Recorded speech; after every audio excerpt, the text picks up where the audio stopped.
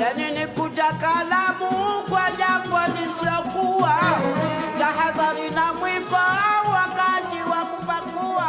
بیکی دوودا ئەو خانمەی بە ڕوخسارێکی ناشرینەوە هەموو ئەفریقای عاشقی خۆی کرد. بیکی دوودا یەکەم گۆرانیبێژی ئافرەت بووە و 103 ساڵ بە دەنگ و سەما و جلو بەرگە تایبەتەکەیەوە خزمەتی هونەری ئەفریقای کرد.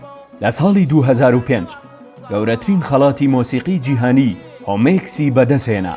بیکی دوودا ناوی تەواوی خۆی فاتیمەیە، خەڵکی وڵاتی تەنزانیایە و لە ساڵی 1910 لەدایک بوو و لە گوندی مەفاگیمارینگۆ گەورە بووە.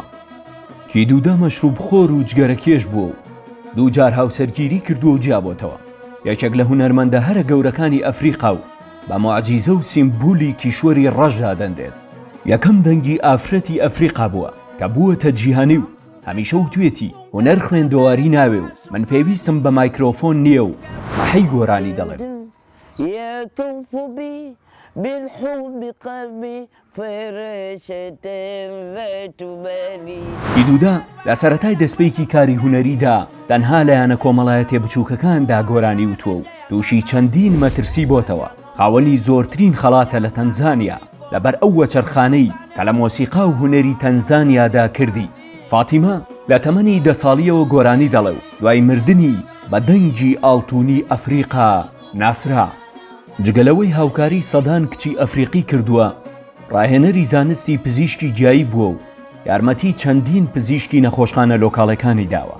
بە تەمەنی زیاتر لە 95 ساڵ و بە گروپە بچووکەکەیەوە توانیوێتی چەندین کۆنسێرتی گەورە بۆ هەوادارەکانی لە زۆرێک لە وڵاتانی جیهان بکات، لە ئەڵمانیا و ئاسکەندەنافیا و یابان و چەندین وڵاتی تر. بەڵام ماوەیەک لە سۆشیال میدیای کوردیدا بە هەڵەوەرگێڕان بۆ گۆرانەکانی دەکرا و گاڵتەی پێدەکرا. کی دوودا تا مردیش لە ماڵێکی سادەی بە بەردروستکرا و لە شارۆچکەیەکی بچووکی پایتەختی وڵاتی تەنزانیا دەژیا. چەند مانگێکیش پێش مردنی بیکی دوودا دەڵێت مۆسیقا لە خوێنمایە و ژیانمە، دەترسم نەمێنم ئیتر چۆن خزمەت بکەم. بیکی دوودەی بە تەمەنترین گۆرانیبێژی جیهان لە ساڵی 2013 و لە تەمەنی 102 ساڵیدا بۆ ئەبەد ماڵاوایی لە هەوادارانی لە هەموو جیهان کرد.